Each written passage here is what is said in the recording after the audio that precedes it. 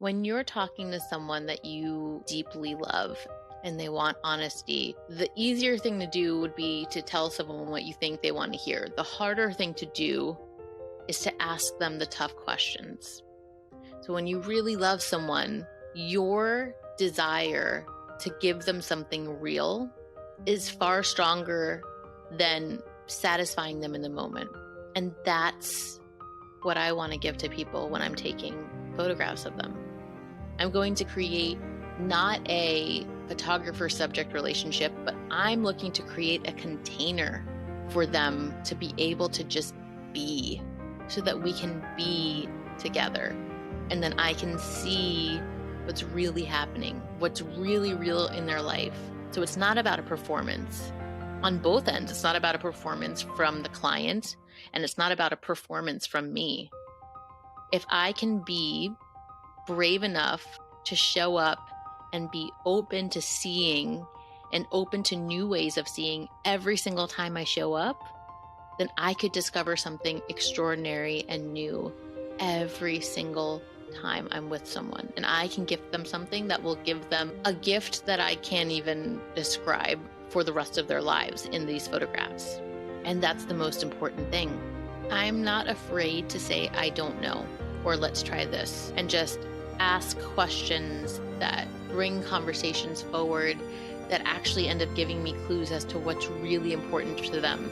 So if you're looking to really deepen and enrich your photographic practice, then I'd say the biggest, most important thing to do is to be brave enough to come to the moment in your whole self, to be present, and to be more determined to see what's real than orchestrate something that you know is a good photograph.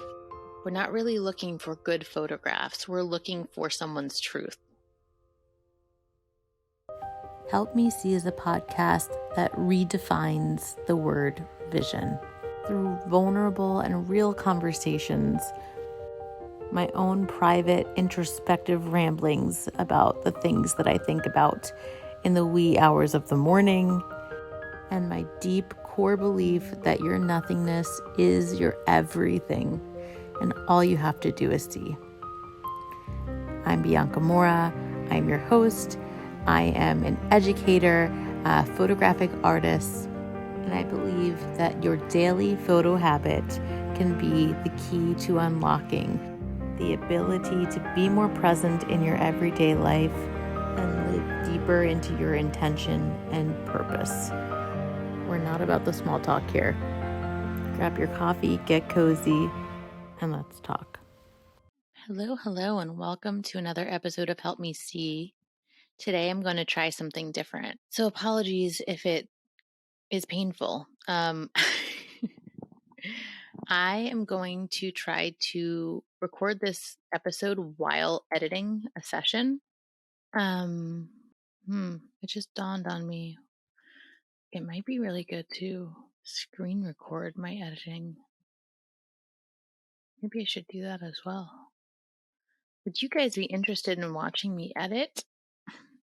Not really sure how many photographers I have listening in versus non-photographers, but I almost feel like the editing process is super interesting regardless. Today I want to talk about meaningful photography. And I'm purposely not using the word like good photography is this, but to me, you know what? I don't think I'm going to be able to do this. I can't multitask. I thought it would be so cool to be able to talk about what I love to talk about while doing what I love to do. But my brain is like, what the fuck are you doing? I'm already stopping, and just involuntarily not talking because I just get so into the editing. And also my computer is breathing, like heaving.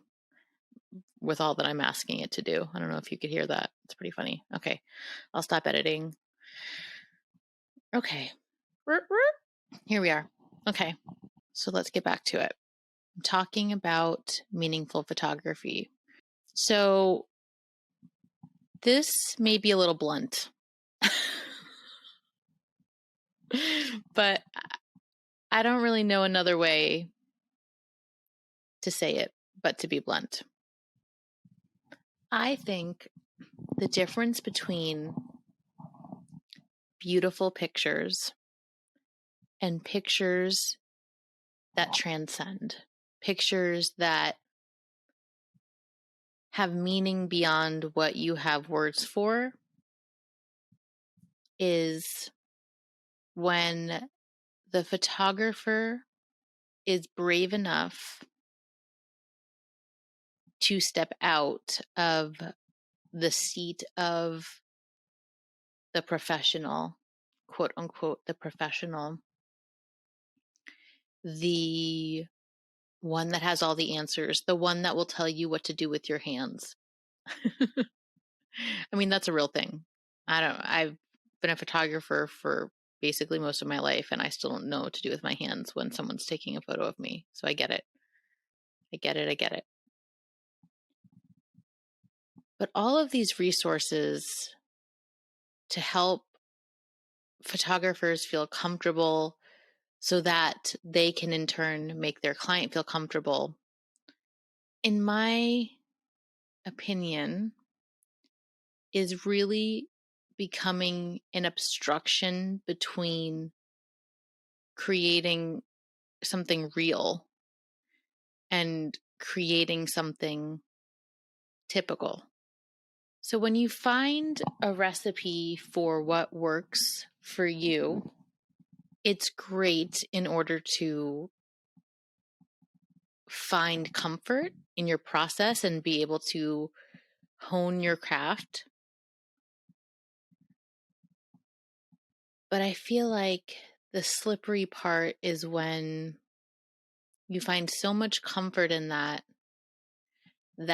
the act of photography, the session itself, the experience and the end product becomes this templatized, generic thing.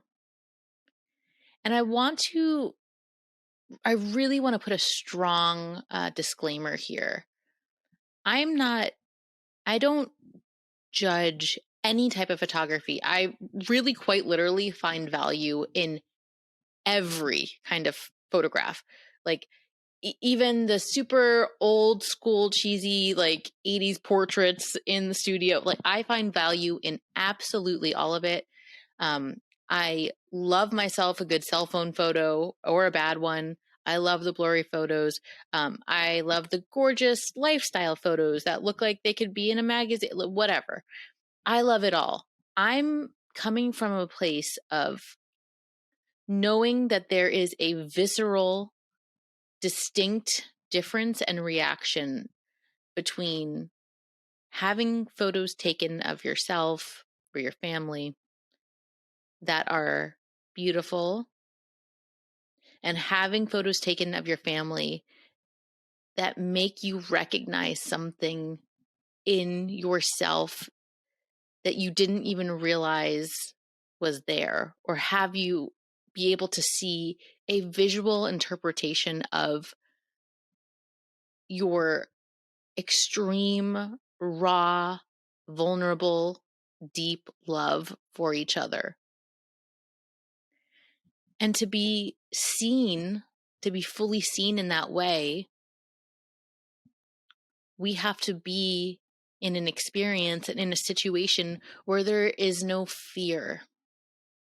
If I were to walk into, okay, I'll use an example actually.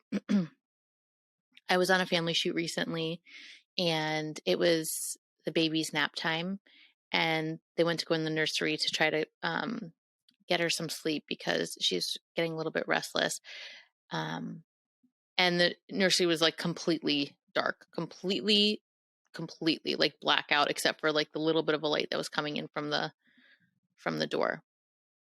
Now, if I would have been like, okay, I'm just going to sit down and wait, versus take the picture, because in my mind, I'm like, okay, this is going to be super noisy, super grainy. I don't even know if I can get the thing to focus. Um, these probably aren't going to be quote unquote flattering, whatever. I wouldn't have taken some of my absolute favorite photos from the shoot.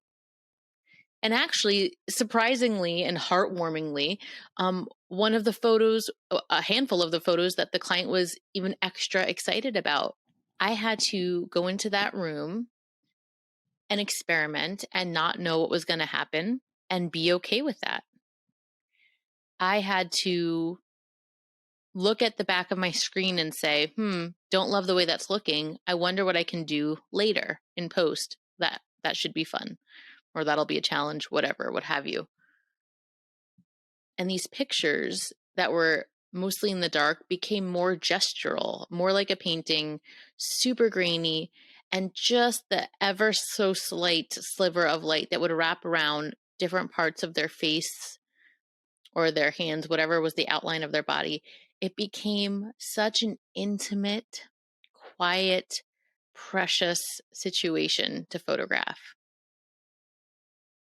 But I had to be open. I had to be open to seeing differently. That was the darkest room I've ever shot in ever. I didn't know what was going to happen. That was the darkest room I'd ever shot in a session. And some of my most favorite photographs. When someone's uncomfortable in a session and you're looking to make them comfortable, I know that we can think that just telling them how we quote unquote know to stand or what will be flattering might give them relief. Giving them direction might give them relief. But really think about it.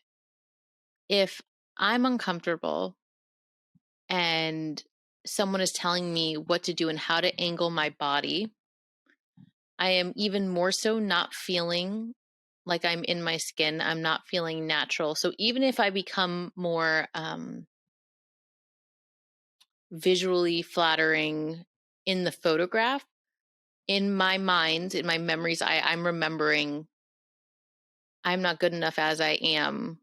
So I'm going to listen to what this person's telling me to try to look a certain way for this image. I think that we have to look beyond the final image. Truly, the end photograph and the end gallery is not on my mind when I'm in a session. When I'm in a session, it is about being present. And whatever I can do to bring others more present into what's happening is what I'm going to do, because that's the only way that I'll be able to see anything true. I'm scrolling through one of my last galleries while I'm talking because I know things will pop up. Oh, one of my last posts I talked about, so we had gone to a park and I remember she was like, where should we put the blanket down? And for a moment I was like, oh, I caught myself looking for complete shade, because that is really easy to shoot in. It's generally the most flattering. But, I asked, where do you usually sit? Like, where do you usually go? Because I wanted it to be as close to their like real life as possible. We actually couldn't sit exactly where she used to sit because there was someone there, the nerve.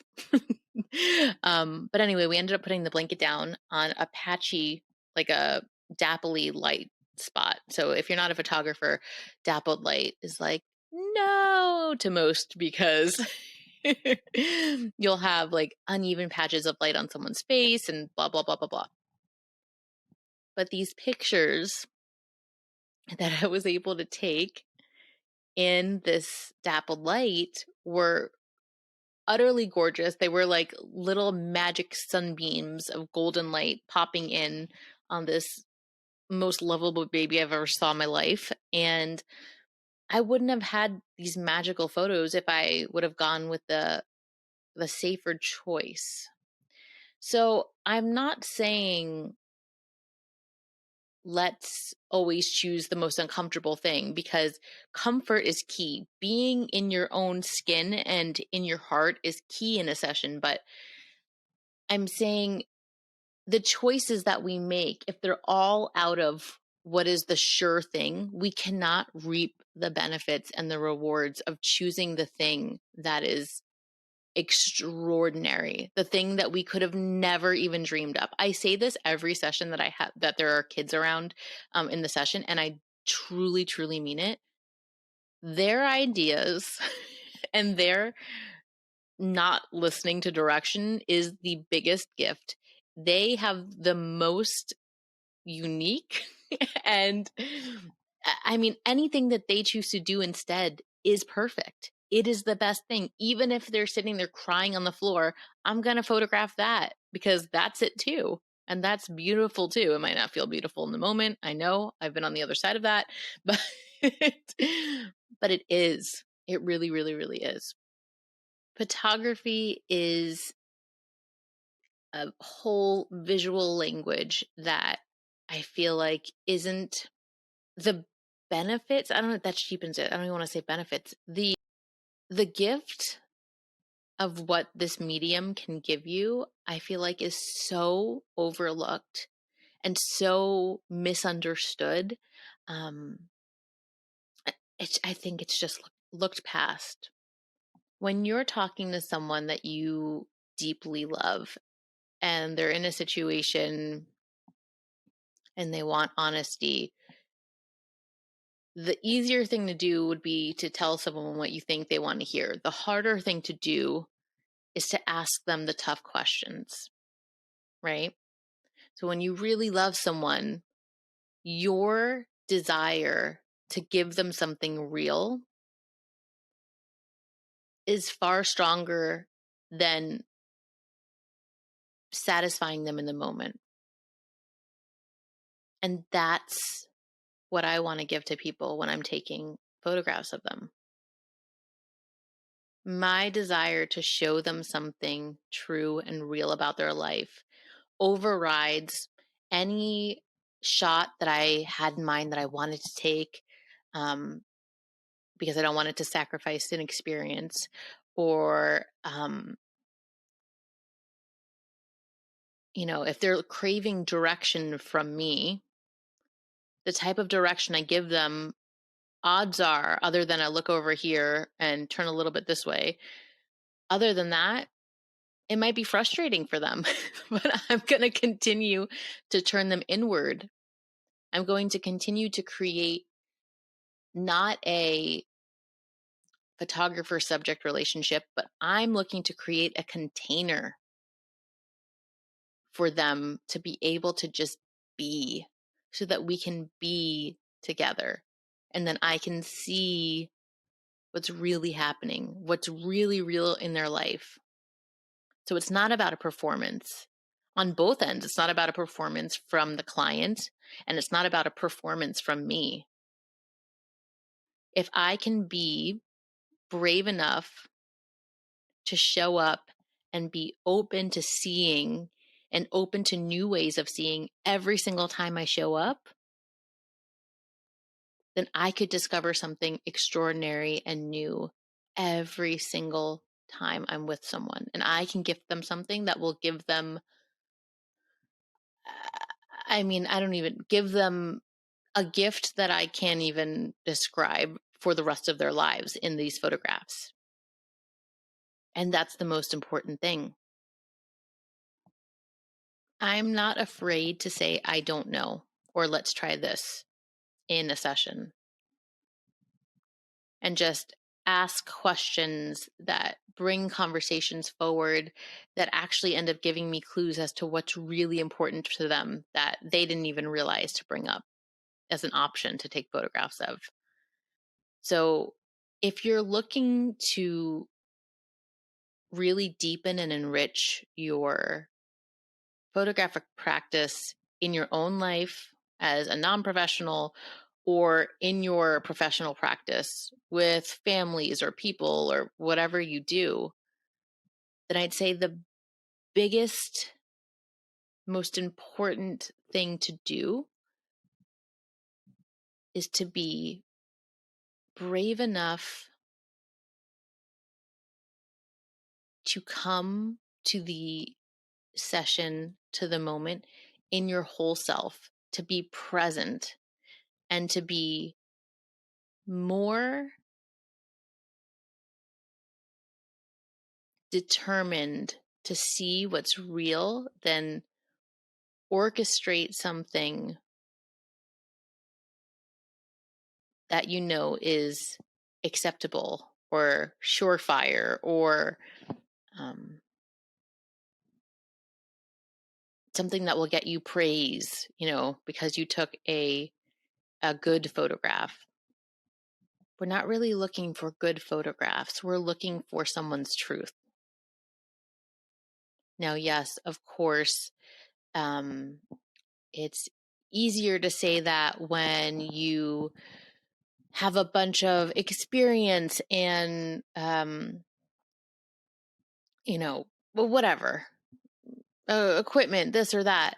But it is my 1000% belief that the tools that you use don't matter. You can take the most amazing photographs with very, very low key tools. Some of my favorite photographs are on my cell phone. Anyone can learn the technical skill to make a quote unquote technically pretty picture. So once you get to the point where you're satisfied with your output, with when you feel confident that you can take a photograph and make it look good in the moment or in post, whatever it is, that level of satisfaction can be enough until you feel constrained by it. There's a bajillion things that you could learn in terms of your camera and your editing and blah, blah, blah. Just learn enough. Just learn the sliver that you need to know to be able to produce something that you feel good about, and then explore the experience. That is so much more important. The technical side of things will organically and slowly and quickly improve over time naturally. And if it's not, you could always stop and do more concentrated study in that area. But more than anything else, if you are able to do the inside work to show up powerfully in a session, then your photographs will be powerful. I'm curious on if this resonates with you or if this makes sense to you.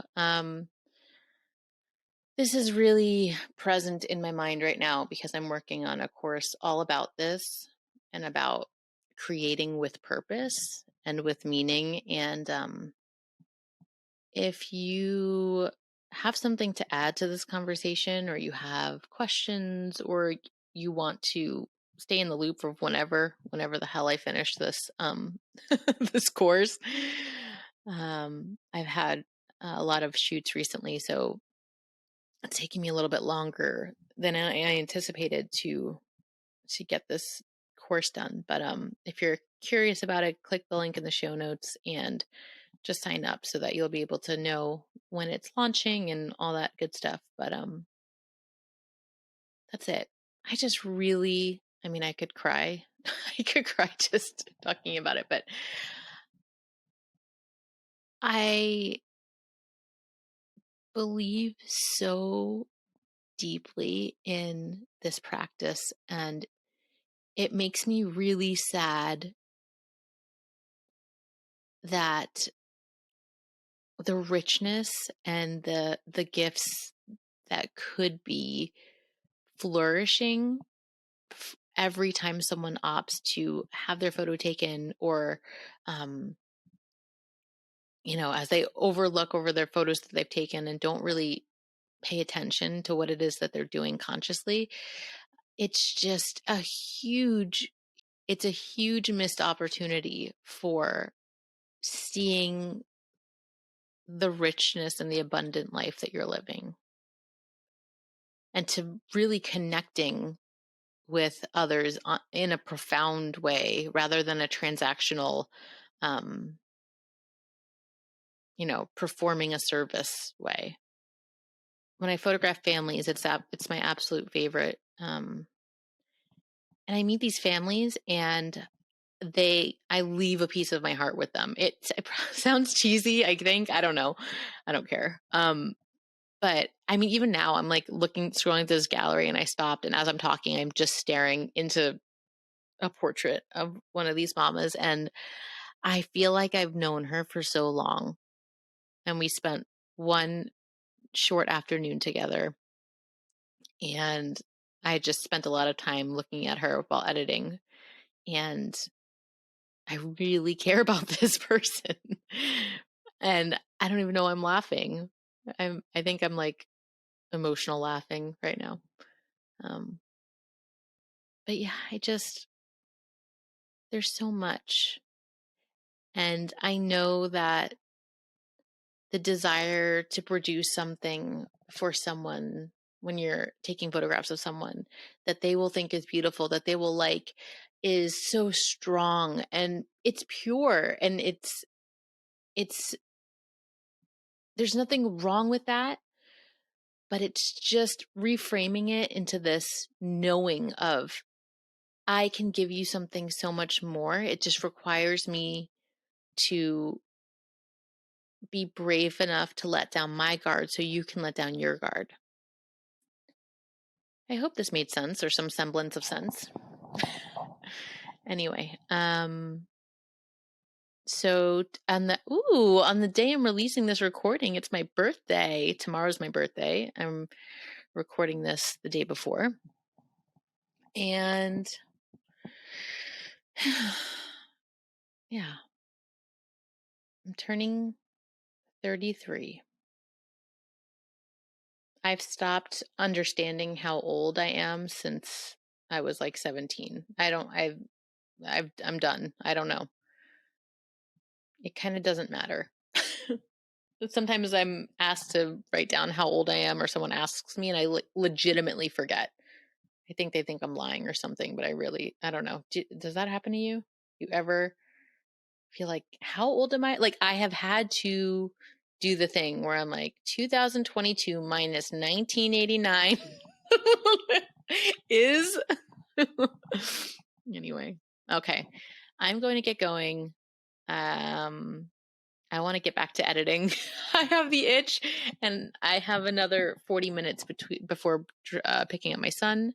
Right now I'm actually editing a senior portrait session, which I don't do that often, but that session was incredible.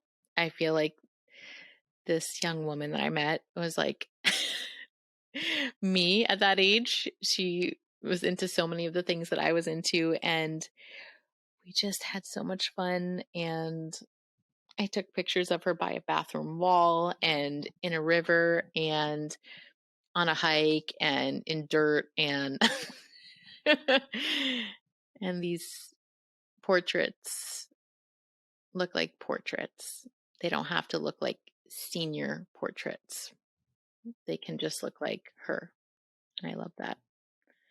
All right, wow. I'm gonna stop talking now. I just can't. I just can't stop talking to myself. I think it's because I'm talking about one of the most important things to me, and I can't shut up.